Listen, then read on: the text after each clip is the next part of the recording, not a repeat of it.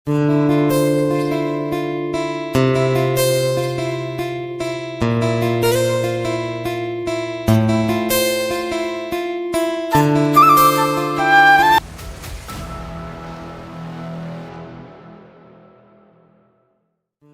মেয়ে হয়েও ভোর ৫টা থেকে দুপুর ১টার মধ্যে কিভাবে স্মার্টলি তাড়াতাড়ি সব কাজ গুছিয়ে করি। হরে কৃষ্ণ বন্ধুরা, শুভ সকাল। আমি নদিয়া জেলার পাপিয়া। আমার এই ব্লগ চ্যানেলে সকল বন্ধুদের জানাই অনেক অনেক স্বাগত, অনেক অনেক ভালোবাসা। তোমরা সবাই কেমন আছো? আশা করছি তোমরা যে যেখানে আছো সবাই ভালো আছো আর সুস্থ আছো। আজকে হচ্ছে বুধবার, এখন ভোর ৫টা বাজে। এখন থেকে তোমাদেরকে সাথে নিয়ে ব্লগটা শুরু করছি। আশা করছি ব্লগটা ভালো লাগবে। আজকে ভোর ৫টার সময় রাস্তা হাঁটতে গেছিলাম, যে সামনে দুটো জোড়া শালিক বাঁধলো। তা ভাবলাম ব্লগটা এখান থেকেই শুরু করা যাক। আর জোড়া শালিক দেখলে নাকি দিন ভালো যায়, তা আমিও দেখলাম, তোমাদেরকেও দেখালাম। আবার দিনটাও ভালো যাবে, তোমাদের দিনটাও ভালো যাবে। তো যাই হোক বন্ধুরা, ভিডিওটা স্কিপ না করে সম্পূর্ণ ভিডিওটা দেখার অনুরোধ থাকলো। গ্রামের মানুষরা কিন্তু অনেক ভোরবেলায় উঠে কেউ মাঠে যায়, কেউ সংসারে কাজ করে, বউরা তা ওরা কিন্তু সকাল সকাল সব কাজই করে। ওদের অনেক বউদের মাঠেও যেতে হয়, ফুল তোলা আছে, সব কিছুই করতে হয় তাদের। আর দেখো কত ভোরে উঠেছে বলে মাঠের থেকে পাট গাছ বয়ে নিয়ে আসছে। আবার এক জেঠু পাট নাড়ছে, এক কাকিমা খড়ি কাটছে, যে সকালবেলায় হলেই রান্না বসাতে হবে, তা জাল তো দিতে হবে কিছু দিয়ে, তা সেটা জোগাড় করছে। তবে যাই হোক বন্ধুরা, আমি রাস্তা হেঁটে চলে এসেছি, একটু পরিবেশটা দেখালাম তোমাদেরকে। দিয়ে দেখো এসে ঘর ঝাড় দিচ্ছি। ঘরটা ঝাড় দেওয়া হয়ে গেল। আমার বাবাও গেছিলো মাঠের থেকে চলে এসেছে। বৃষ্টি পড়ছে, ওই যে বাবার একটু সেলেসার ধাত আছে, বৃষ্টিতে ভিজলে বা যদি বেশি ঠান্ডা লাগে তার জন্যে। আর এই যে বৃষ্টি পড়ছিল সিঁড়ির উপরে, দেখেছো পড়েছে বৃষ্টি, তা সেটা তোমাদের সঙ্গে একটু শেয়ার করলাম। ঘরটা তো ঝাড় দেওয়া হয়ে গেছে, এবার এই সিঁড়িটাও একটু মুছে নিলাম। তারপরে এই যে বললাম না আগের দিনের ভিডিও, যে হচ্ছে গ্রামের মানুষরা রাতে বাসন মেজে রাখে না, যেহেতু কলপারে কোনো লাইট থাকে না, অন্ধকার থাকে, তা সকালবেলায় সবাই বাসন মাজে। তা আমাদের কলপারেও লাইট নেই, আমি রাতে বাসনটা মেজে রাখতে পারিনি, তাই এই যখন সকালবেলায় সব বাসনগুলো মেজে নিচ্ছি। গ্রামের মেয়ে বউদের কিন্তু এই যে ভোর ৫টা থেকে ১টার মধ্যে সব কাজ শেষ করতে হবে, এটা কোনো কিন্তু তাদের নিয়ম নেই। তা আমি শেষ করেছি আমার মায়ের সংসারের কাজগুলো ভোর ৫টা থেকে ১টার মধ্যে। ওদেরকে সেটাই বলছি, বলে কি ওটা কোনো নিয়ম নেই, যদি সংসারের কাজগুলো শেষ হয়ে যায় কিন্তু আমাদের মাঠেও যেতে হয়, ফুল তোলা আছে, ফুল তুলে নিয়ে এসে মালা গাঁথা আছে, সব কিছু সে রাত্রি বলো আর বিকেলে বলো আর সন্ধে বলো, সব কিছুই করতে হয় ওদেরকে। তা সেটাই বলছে। তবে যাই হোক বন্ধুরা, এই যে আমার বাসনগুলো মাজা হয়ে গেল, আবার বাসি উনুনের ছাইগুলো তুলে নিলাম।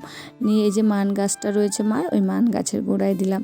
তা মার কতগুলো গাছ রয়েছে সেগুলো তোমাদের সঙ্গে শেয়ার করছি।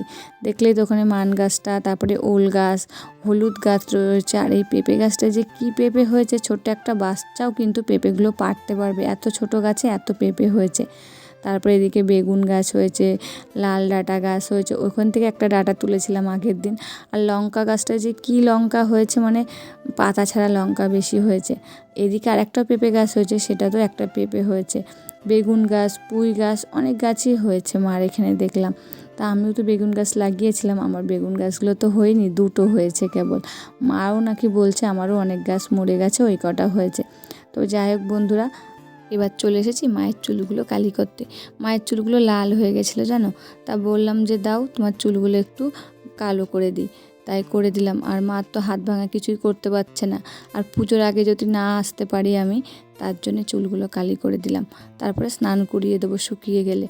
আর উঠোনটা ঝাড়তে হয়েছিল না, আর তো বললাম না উঠোনে কত ঘাস হয়েছে, তোমাদেরকেও দেখালাম। আর এই উঠোনটায় তো জল বাঁধে, দেখেই বুঝতে পারছো যে কালো কালো জায়গা ছ্যাদলা জমে গেছে, জলগুলো জমে। তা ঘাসগুলো কালকে কিছুটা তুলেছি, আর আজকে কিছুটা তুলে দিলাম। তা বাবা বললো এখানে পাটকাঠি নাড়বো, তো অত তুলতে হবে না মোনা। তা হচ্ছে যে কটা পারলাম সেই কটা তুলে দিলাম। তারপরে এই যে উঠোনটা ঝাড় দিচ্ছে, একটু তো পরিষ্কার হয়ে এলো উঠোনটা, বলো, যে ঘাসগুলো তুলে দিলাম।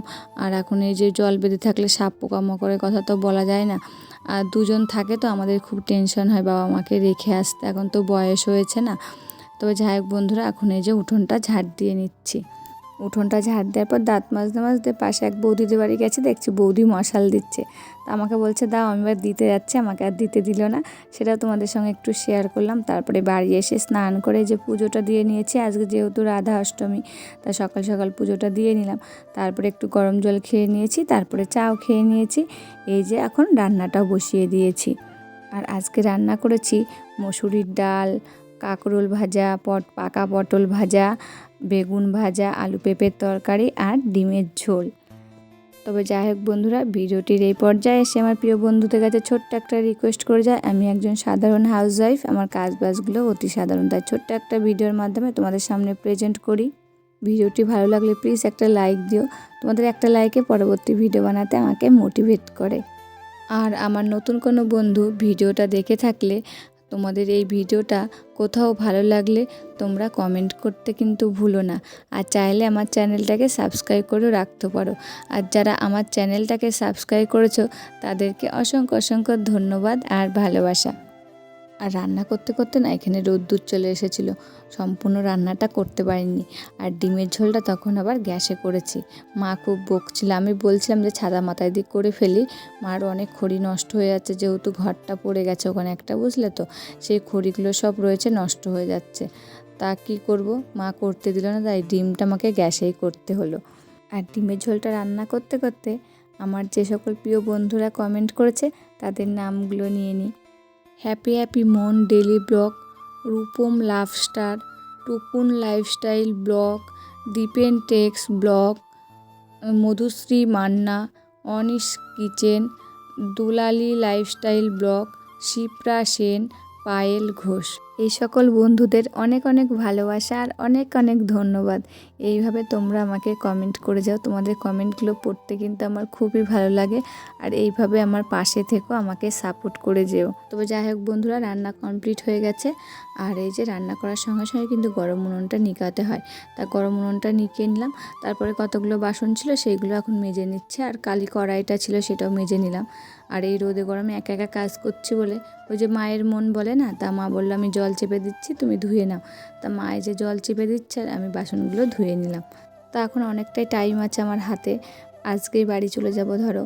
তা ভাবলাম গ্রিলগুলো পরিষ্কার করে দিয়ে যায়, মা তো পারবে না ওই হাত নিয়ে গ্রিলগুলো পুজোর আগে পরিষ্কার করতে, আর আমি যদি না আসতে পারি, তা গ্রিলগুলো এখন পরিষ্কার করছি বন্ধুরা।